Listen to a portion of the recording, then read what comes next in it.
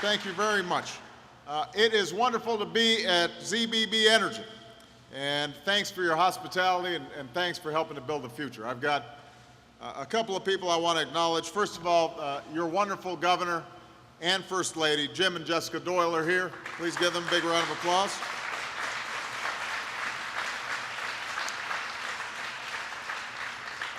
We've got somebody who is fighting on behalf of Wisconsin families each and every day. Russ Feingold, your wonderful U.S. Senator.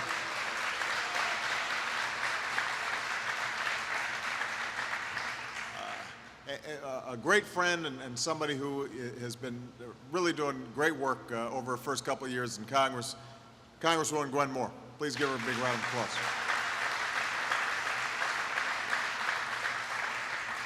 And thank you, Eric, for the wonderful tour that you provided to us. Please give Eric Apfelbach a big round of applause. CEO of ZBB. It is great to be here. I just had a chance to see some of the batteries that you're manufacturing and talk to a few of the men and women who are building them. And the reason I'm here today is because at this plant, you're doing more than just making high-tech batteries. You're pointing the country towards a brighter economic future. Now, that's not easy.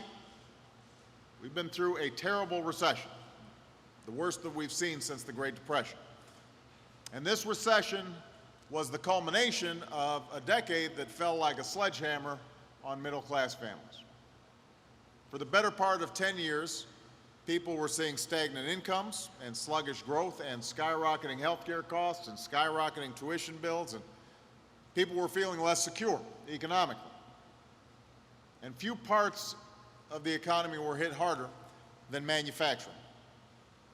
Over the last 10 years, the number of people working in manufacturing shrank by a third.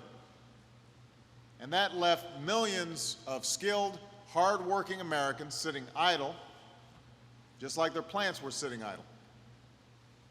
That was before the recession hit. Obviously, once the recession took hold, millions more were struggling in ways that they never imagined. And there's nobody here who hasn't been touched in some way by this recession. And certainly, a state like Wisconsin or my home state of Illinois can tell a lot of stories about how badly hit manufacturing was, particularly in the Midwest. Now, there are some who suggest this decline is inevitable, but I don't see it that way, and I know neither do you. Yes, times are tough, but we've been through tough times before, and we've made it through because we are resilient. Americans are resilient. We don't give in to pessimism. We don't give in to cynicism. We fight for our future. We work to shape our own destiny as a country. And that's what we've been trying to do since I took office. We've been fighting on all fronts, inch by inch, foot by foot, mile by mile, to get this country moving forward again, and going after every single job we can create right here in the United States of America. So we're investing in 21st century infrastructure, roads and bridges, faster internet access, high-speed railroads, projects that will lead to hundreds of thousands of private sector jobs, but will also lay the groundwork so that our kids and our grandkids can keep prospering. We've cut taxes for small businesses that hire unemployed workers. In fact, I've signed 7 other small business tax cuts so that entrepreneurs can help expand, and buy new equipment, and add more employees. We've taken emergency steps to prevent layoffs of hundreds of thousands of teachers and firefighters and police officers and other critical public servants in our communities. And I think that Governor Doyle will testify that we have made progress in part because everybody's pulled together. There was a great danger of even greater layoffs all across this state for vital services that would affect our kids and our families. These folks would have otherwise lost their jobs because of state and local budget cuts. And at the same time, what we've been trying to do, and that's why I'm here at ZBB, is to jumpstart a homegrown clean energy industry, building on the good work of your governor and others in this state. That's why I'm here today. Because of the steps we've taken to strengthen the economy, ZBB received a loan that's helping to fund an expansion of your operations. Already it's allowed ZBB to retain nearly a dozen workers. And over time, the company expects to hire about 80 new workers. This is leading to new business for your suppliers, including MGS Plastics and other manufacturers here in Wisconsin. And ZBB is also planning to take advantage of a special tax credit to build another factory in southeastern Wisconsin so we can create even more jobs and more opportunity. And Eric's confident that you can expand because you're seeing rising demand for advanced batteries. And all this is part of steps we've taken in clean energy. Steps that have led to jobs manufacturing wind turbines and solar panels, building hybrid and electric vehicles, modernizing our electric grid so that we have more sources of renewable energy, but we can also use it more effectively. We expect our commitment to clean energy to lead to more than 800,000 jobs by 2012. And that's not just creating work in the short term. That's going to help lay the foundation for lasting economic growth. I just want everybody to understand, just a few years ago, American businesses could only make 2% of the world's advanced batteries for hybrid and electric vehicles. 2%. In just a few years, we'll have up to 40% of the world's capacity. Here at ZBB, you're building batteries to store electricity from solar cells and wind turbines.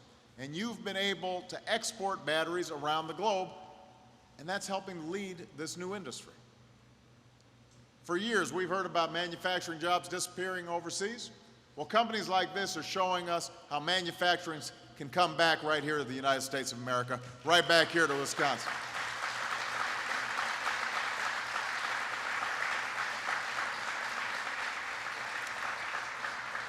Now, obviously, we've got a lot more work to do. The damage that was done by this recession was enormous.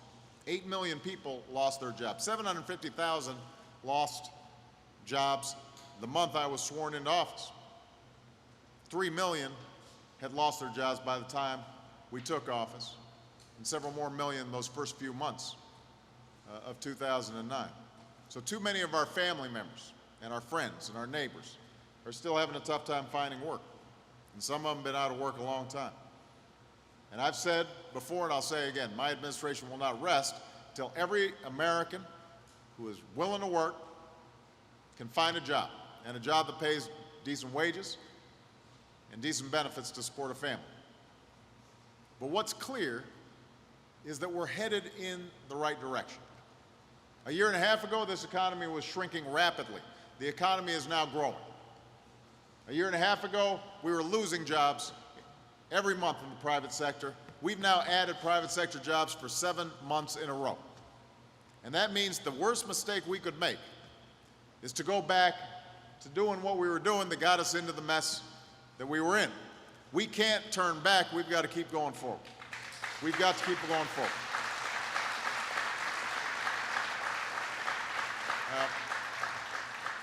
I'll be honest with you, there's going to be a big debate about where we go. There are folks in Washington right now who think we should abandon our efforts to support clean energy. They've made the political calculation that it's better to stand on the sidelines than work as a team to help American businesses and American workers. So they said no to the small business tax cuts I talked about. They said no to rebuilding infrastructure, and they said no to clean energy projects. They even voted against getting rid of tax breaks for shipping jobs overseas so we could give those tax breaks to companies that are investing right here in Wisconsin. And my answer to people who've been playing politics the past year and a half is they should come to this plant. They should go to any of the dozen new battery factories or the new electric vehicle manufacturers, the new wind turbine makers or the solar plants that are popping up all over this country. And they should have to explain why they think these clean energy jobs are better off being made in Germany or China or Spain instead of right here in the United States. See, when folks lift up the hoods on the cars of the future, I want them to see engines stamped, made in America. When new batteries to store solar power come off the line, I want to see printed on the side, made in America. When new technologies are developed and new industries are formed, I want them made right here in America. That's what we're fighting for. That's what this is about.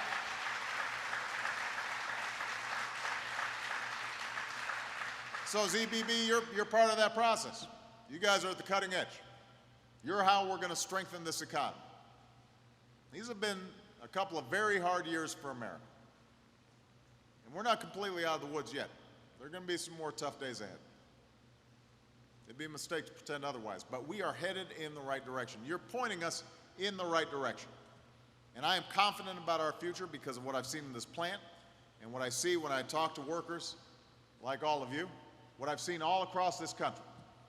You know, when the chips are down, it's always a mistake to bet against the American worker. It's a mistake to bet against American businesses. It's a mistake to bet against the American people. This is the home to the most skilled, hard-working people on earth. There is nothing we cannot achieve when we set our minds to it. All we've got to do is harness the potential that's always been central to our success. That's not just how we're going to come through the storms we've been in recently. That's how we're going to emerge even stronger than before. So I want to say thank you to Eric. I want to thank ZBB for hosting us.